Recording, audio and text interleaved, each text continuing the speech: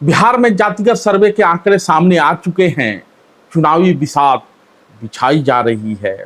लोग अपने अपने जाति के हिसाब से हिस्सेदारी की बात कर रहे हैं, लेकिन अभी आर्थिक सर्वे यानी आर्थिक सर्वेक्षण और सामाजिक सर्वेक्षण का आंकड़ा सामने आना बाकी है।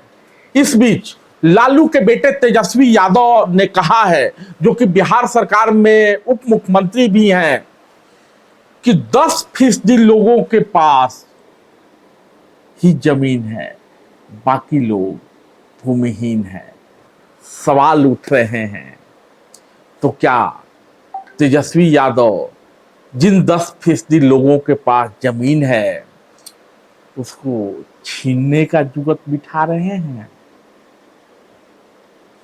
तो मंगरुआ ने एक कथा के संदर्भ में कहा था कि बरबर घोरी दहायल जाए पद घोरी कहे कि कतेक पानी। तेजस्वी यादव जी, ऐसी अफवाहें पहले भी उड़ती रही हैं। 10% लोगों के पास सारी जमीन है। किसी के बाप के द्वारा दी गई जमीन वो नहीं है। पुरखों ने त्याग, तपस्या और संघर्ष के द्वारा वो जमीनें हासिल की है।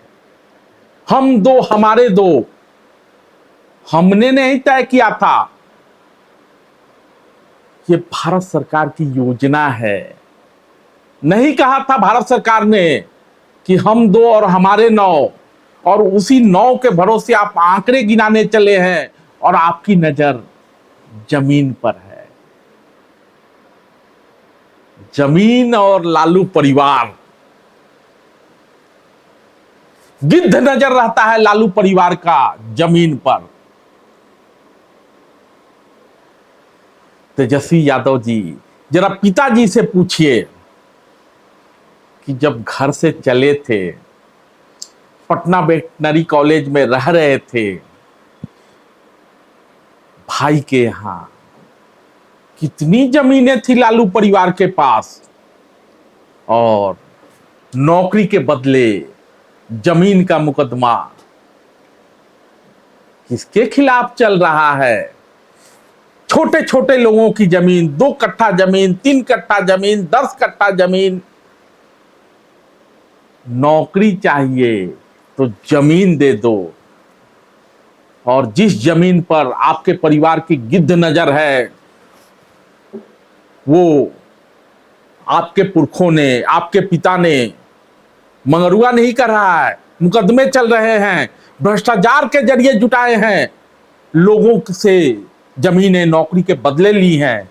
लेकिन जिन 10% परिवारों के जमीनों पर आपकी नजर है, वो पुरखों के त्याग, तपस्या और संघर्ष का परिणाम है।